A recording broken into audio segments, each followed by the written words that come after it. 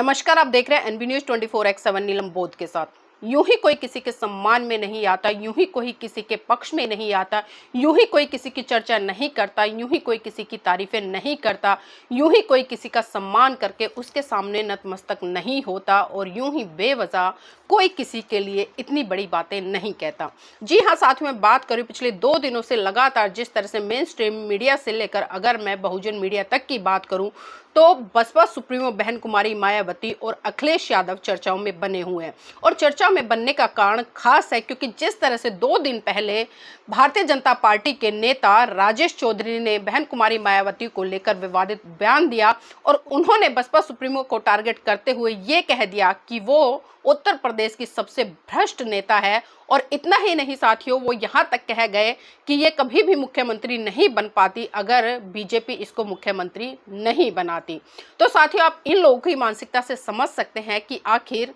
इनकी मानसिकता क्या है और समय समय पर ये इस तरह की स्टेटमेंट क्यों देते हैं। अब साथियों, सबसे बड़ा सवाल यहाँ पर यह भी खड़ा होता है, क्या ये राजेश चौधरी जो कि मथुरा मार्ट से बीजेपी का विधायक है और भारतीय जनता पार्टी का प्रवक्ता भी है, क्या ये स्टेटमेंट इसने खुद कही या पार्टी के शीर्ष नेतृत्व के नेताओं के कहने पर कही गई? ये पहली बार नहीं हुआ जब भारतीय जनता पार्टी के इस तरह के नेताओं ने बहन कुमारी मायावती को लेकर स्टेटमेंट की हो और खासकर एक बहुत बड़े वर्ग की भावनाओं को आहत करने का काम किया हो। साथियों, अगर हम बहन कुमारी मायावती का इतिहास जाकर देखें और खासकर राजनीतिक इतिहास या उनका संघर्ष देखें तो आप सभी जानते हैं कि जिस तरह से तमाम विपक्षी पार्टियों ने उनको घेरने का काम किया, उन पर हाई कोर्ट से लेकर सुप्रीम कोर्ट तक तमाम घोटालों को लेकर लोगों ने केस दर्ज किए, लेकिन आप सबको पता है कि हर केस में बहन जी को क्लीन चिट मिल गई। कहीं से भी कोई ऐसा सबूत नहीं मिला कि जो उनको दोषी साबित कर दे। और आज जिस तरह से जो एमएलए राजेश चौधरी हैं, जो बहन जी को कह रहे हैं सबसे भ्रष्ट नेता है उत्तर प्रदेश की, तो मैं आपको बता दूं और आपकी जानकारी के लिए बता दूं, अभी जिस तरह से 2024 के जो चुनाव गए लोकसभा के और जिस तरह से 11 मार्च 2024 को सुप्रीम कोर्ट ने चुनाव आयोग को एक निर्देश दिया था कि जो इलेक्टोरल बॉन्ड है उसकी पूरी की पूरी सूची वो अपनी वेबसाइट पर डाले। और साथ ही पूरे देश में तहलका जब मच गया जब चुनाव आयोग ने 326 पन्नों की पूरी इलेक्टोरल बॉन्ड की सूची अपनी वेबसाइट पर डाली। साथ ही आपकी जानकारी के लिए बता दूं, जो आज लोग बहन कुमारी मायावती को भ्रष्ट बोल रहे हैं और जो बहन कुमारी मायावती को लगातार घेरते नजर आते हैं कि इन्होंने इतने बड़े घोटाले किए, तो वो कान खोलकर सुन ले। जब चुनाव आयोग ने इलेक्टोरल बॉन्ड की सूची अपनी वेबसाइट पर डाली तो सबसे पहले जो नाम पर था चंदा लेने वाली पार्टियों का प्राइवेट एजेंसियों से, तो वो थी भारतीय जनता पार्टी, जिन्होंने कि 60 अरब रुपए चंदा लिया था। और दूसरे नंबर पर बात करूं तो मैं पश्चिम बंगाल की मुख्यमंत्री ममता बनर्जी का नाम आया, जिन्होंने कि 16 अरब रुपए प्राइवेट एजेंसियों से चंदे के तौर पर लिया। और तीसरे नंबर पर इसमें जो पार्टी रही वो है कांग्रेस पार्टी। जी हाँ साथियों, 14 अरब रुपए इन्होंने भी प्राइवेट एजेंसियों से चंदा लिया था। लेकिन आपको जानकर आश्चर्य होगा कि 326 पन्नों की इस रिपोर्ट में 25 जो राजनीतिक दल थे उनको सम्मिलित किया गया था, लेकिन बहुजन समाज पार्टी का इसमें कहीं भी नाम नहीं था। उनका जो पूरा का पूरा रिकॉर्ड निकल कर आया वो था जीरो बैलेंस। तो इसी से आप समझ सकते हैं। और तमाम भारतीय जनता पार्टी के नेता जो आज मुंह फाड़ कर बोल रहे हैं कि सबसे भ्रष्ट जो मुख्यमंत्री है वो है उत्तर प्रदेश की बहन कुमारी मायावती, तो ऐसे लोगों को शर्म आनी चाहिए। और साथ ही मैं बात कर रही थी जिस तरह से अखिलेश बहन जी के पक्ष में उतरे हैं, तो ये भी हमें कहीं ना कहीं सोचना पड़ेगा कि आज अखिलेश यादव किस तरह से बहन जी की पैरवी करते नजर आए। और उन्होंने जो भारतीय जनता पार्टी के एमएलए हैं राजेश चौधरी, उन पर हमला बोला और उन्होंने कहा कि बहन कुमारी मायावती सबसे अच्छी और ईमानदार नेता है। तो साथियों, बहुजन समाज के लोगों को ये भी समझ जाना चाहिए कि अखिलेश यादव इस तरह की स्टेटमेंट क्यों दे रहे हैं। और साथ ही मैं एक चीज और बता दूं, जब अखिलेश यादव ने ट्वीट किया तो बहन जी ने उनको धन्यवाद किया और बहन जी ने कहा कि शुक्रिया अखिलेश जी, आपने कम से कम हमें ईमानदार तो माना। और इसी की प्रतिक्रिया देते हुए फिर अखिलेश कुमार ने एक और ट्वीट किया। साथियों, मैं वो आपको पढ़कर सुनाना चाहती हूँ। आभार के लिए मैं उनका यानी कि मायावती जी का धन्यवाद देना चाहता हूँ, क्योंकि राजनीतिक परिस्थितियां ऐसी हैं कि कोई आभार भी स्वीकार नहीं करना चाहेगा। कहीं न कहीं इसमें भाजपा की चाल है, वो कहीं भी किसी के साथ किसी को आने नहीं देना चाहती। भाजपा के लोग पीडीए का सम्मान दिल से नहीं करते हैं। हम लोग पीडीए परिवार का सम्मान चाहते हैं, राजनीतिक रूप से भी और समाज में भी। हजारों साल से पीडीए परिवार ने इस तरह का व्यवहार देखा है। तो साथियों, ये प्रतिक्रिया अखिलेश यादव जी ने दी और इसके बाद जो सोशल मीडिया पर चला, तमाम बुद्धिजीवी लोग अखिलेश यादव के इस स्टेटमेंट को लेकर चर्चा करने लगे। और साथियों, इस स्टेटमेंट को लेकर मैं आपको बता दूं कि अभी पिछले दिनों जिस तरह से आप सबको बताया कि अखिलेश कुमार यादव ने जो पीडीए का मुद्दा या एक तरह से फार्मूला चुनाव में इस्तेमाल किया, और जब जब चुनाव आते हैं वो हमेशा पीडीए की बात करते हैं। अब तमाम लोग सोच रहे होंगे कि पीडीए क्या है, क्योंकि आज भी बहुत सारे लोग नहीं जानते कि पीडीए क्या है। तो मैं उन तमाम लोगों को बता दूं, जो पीडीए है साथियों, उसकी फुल फॉर्म है पिछड़ा दलित अल्पसंख्यक। मतलब जब जब राजनीतिक गलियारों में रोटियां सेकने की बारी आती है तो तब इन्हें दलित पिछड़ा अल्पसंख्यक याद आ जाता है। मैं बात कर रही हूँ साथियों अखिलेश यादव की। और साथ ही मैं आपकी जानकारी के लिए बता दूं कि अखिलेश यादव जी कितने दलित हितैषी या कितने पीडीए के समर्थक है। अभी जिस तरह से हमने देखा कि पिछले कुछ महीने पहले जब उत्तर प्रदेश विधानसभा में प्रतिपक्ष का नेता चुना गया, तो उसमें अखिलेश यादव जी ने जो पीडीए का फार्मूला लेकर आए थे, दलित पिछड़े अल्पसंख्यकों के विकास की बात करते थे, उन तभी दलित पिछड़े अल्पसंख्यकों को हाशिए पर धकेलने का काम किया और उन्होंने उनको दबाते हुए उनके ऊपर एक ब्राह्मणवादी व्यवस्था के व्यक्ति को नियुक्त कर दिया। और साथियों, जिसको प्रतिपक्ष का नेता बताया गया वो व्यक्ति ब्राह्मण है और कई बार मंत्री भी रह चुका है। और यहाँ पर मैं तमाम दर्शकों को बता दूं कि उत्तर प्रदेश में जो सिद्धार्थ यूनिवर्सिटी है, जब उसमें प्रोफेसर की वैकेंसियां निकाली गई तो कुल वैकेंसियां 84 थी और 84 वैकेंसियों में से साथियों 83 वैकेंसी यही ब्राह्मणवादी व्यवस्था का जो प्रतिपक्ष का नेता बनाया गया अखिलेश यादव जी के द्वारा, इसने 84 में से 83 वैकेंसियां ब्राह्मण समाज के लोगों को दी थी। तो आप समझ सकते हैं कि ये कितना दलितों का उद्धार कर सकते हैं, कितना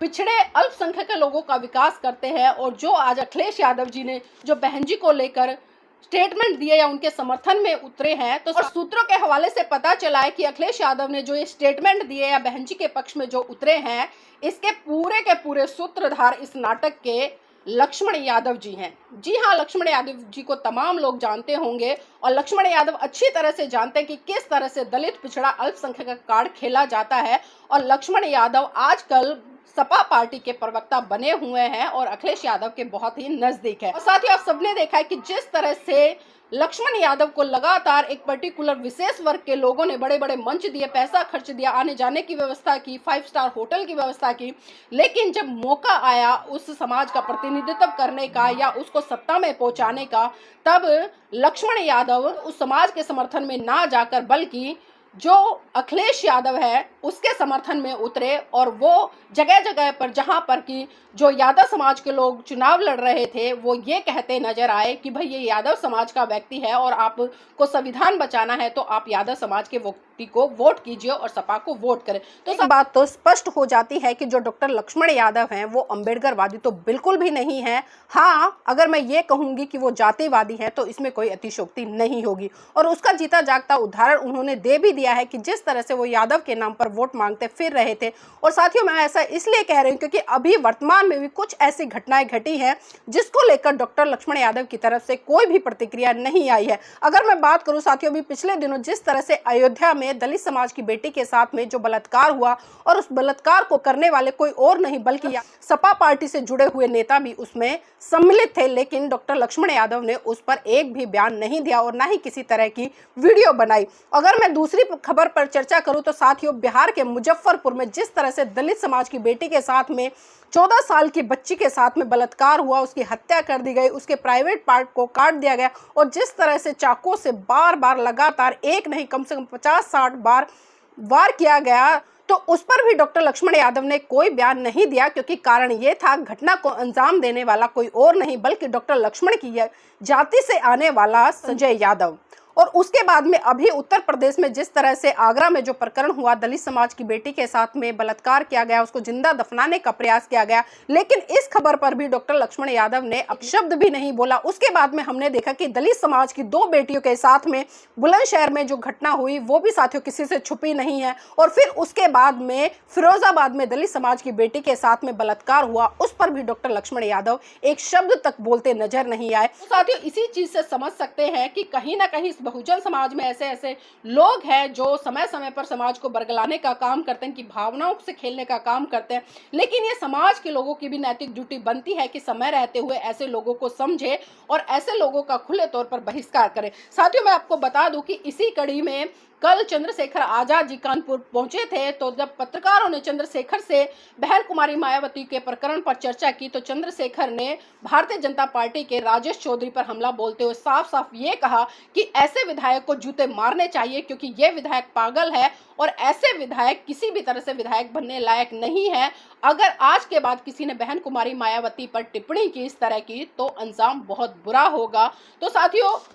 आप इन सभी चीजों से समझ गए होंगे कि आज भारत देश में क्या चल रहा है, और 2027 में जिस तरह से चुनाव है, और अभी उत्तर प्रदेश में 10 सीटों पर जो विधानसभा है उसके उपचुनाव भी होने वाले हैं। तो कहीं ना कहीं आप समझ जाइए, जब विपक्षी पार्टियों के नेता आपके समाज की बड़ी नेता के समर्थन में आ जाए या उनके लिए इस तरह की स्टेटमेंट देने लगे, तो साफ साफ मतलब है कहीं ना कहीं वो दलित, पिछड़े, शोषित लोगों का वोट बैंक लेना चाहता है। और जो लोग इस तरह की स्टेटमेंट करते हैं, तो साथियों ऐसे लोगों को भी लगातार मुंह तोड़ जवाब देना चाहिए। और बहन कुमारी मायावती का इतिहास किसी से छुपा नहीं है, आज भी पूरे विश्व में उन्हें आयरन लेडी के नाम से जाना जाता है। तो ये किसी को बताने की जरूरत नहीं है कि कौन भ्रष्ट है, कौन भ्रष्ट नहीं है। अगर हम बहन जी का शासनकाल उठाकर देखें, 2007 से लेकर 12 तक का जो फुल फ्लैश सरकार उनकी रही, जिस तरह से उन्होंने पूरे उत्तर प्रदेश में काम किया, और खासकर मैं तारीफ करूंगी उनके लॉ एंड ऑर्डर की, क्योंकि उनके शासनकाल में किसी की इतनी हिम्मत नहीं होती थी पुलिस प्रशासन की वो